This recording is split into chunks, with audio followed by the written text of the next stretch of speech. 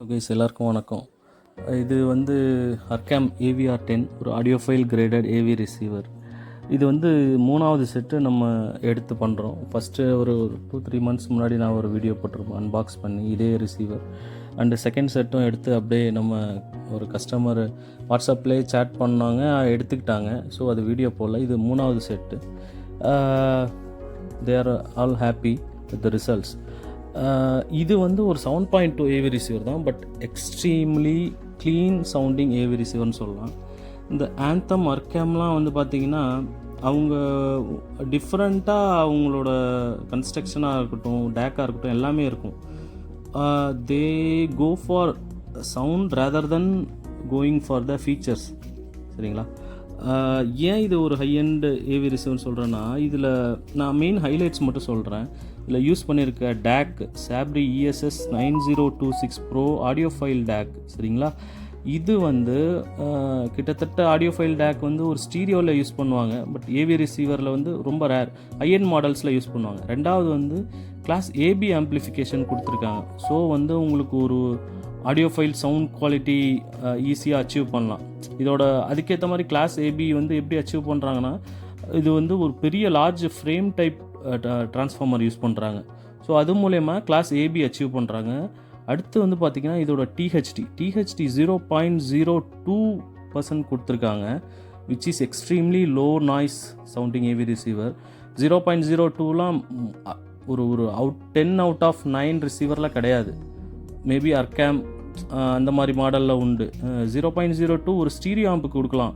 0.02 0.01லாம் ஒரு ஸ்டீரியோ ஆம்பில் அச்சீவபிள். பட் அர்கேம் வந்து they try their best to give 0.02 very clean sounding AV receiver.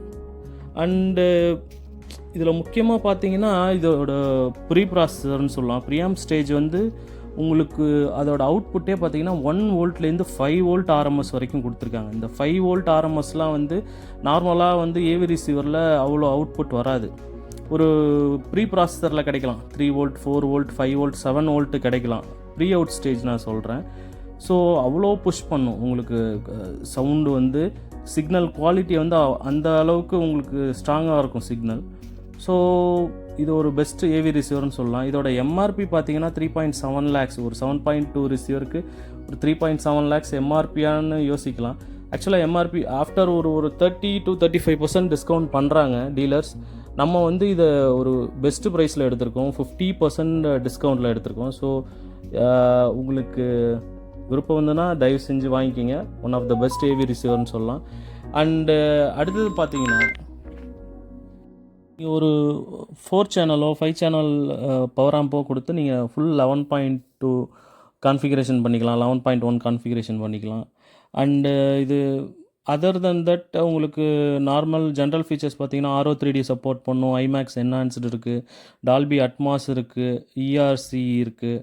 And உங்களுக்கு HDMI 2.0 HDCP 2.2 supported, 4K HDR இது எல்லாமே சப்போர்ட் பண்ணும்.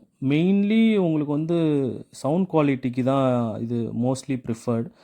ஸோ ஒரு எக்ஸலண்ட்டான ஏவி ரிசீவர். இதை பற்றி நம்ம சொல்லிகிட்டே போகலாம். ஏன்னா அர்கேம் வந்து இப்போ நமக்கு தெரிஞ்ச பிராண்ட்லாம் பார்த்திங்கன்னா ஒரு ஐ மீன் ஜென்ரல் ஒரு ஆடியன்ஸுக்கு, ஏன்னா பிகாஸ் ஆஃப் த ப்ரைஸ் ஒன்று. ரெண்டாவது வந்து மார்க்கெட்டில் இங்கே வந்து அவ்வளோவா டீல் பண்ணுறதில்ல. ஏன்னா மரான்ஸ் டெனான்னு ஈஸியாக கிடைக்குது, கொஞ்சம் கம்மியாக கிடைக்குது, அண்டு அஃபோர்டபுள் ப்ரைஸில் இருக்குது. ஸோ நிறைய இம்போர்ட் பண்ணுறாங்க, சேல் பண்ணுறாங்க. அர்கேம்லாம் வந்து உங்களுக்கு அதில் ப்ராஃபிட் கம்மி, செல்லர்ஸ்க்கு டீலர்ஸ்க்கெலாம் ப்ராஃபிட் கம்மி, but excellent sounding receiver. Arcam, Anthem, audio control, உங்களுக்கு அந்த மாதிரி ஹையண்ட் பிராண்ட்ஸ்லாம் நல்லாயிருக்கும். பட் இன்னும் ரீச் ஆகலை, மேபி பிகாஸ் ஆஃப் த ப்ரைஸ்ன்னு நான் சொல்லுவேன். அண்டு எல்லாராலையும் கொஞ்சம் அஃபோர்ட் பண்ணுற ப்ரைஸில் இல்லாதனாலையும் ஒரு ரீசன் சொல்லலாம். But if you break the packet, கொஞ்சம் அஃபோர்ட் பண்ண முடிஞ்சுதுன்னா நீங்கள் எப்படி சொல்கிறது, ஒரு 8015 இன்றைக்கி 2 lakhs கிட்ட விற்கிது. ஸோ அதை விட பெஸ்ட்டுன்னு சொல்லுவாங்க. அது 140 வாட்ஸு, அவ்வளோ பவர் இருக்கும். But sound clarity wise Arcam AVR 10 பெட்டராக தான் இருக்கும்.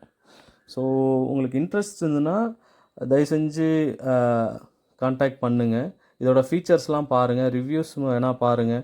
அண்ட் யாராவது யூஸ் பண்ணியிருந்தாங்கன்னா அவங்கள்ட்ட கேளுங்க. அர்கேம் ஏவிஆர் எப்படி இருக்கும், அதோட ஆடியோ குவாலிட்டி எப்படி இருக்குன்னு கேளுங்க. கேட்டுட்டு சொல்லுங்கள். அண்டு தேங்க்ஸ் ஃபார் வாட்சிங்.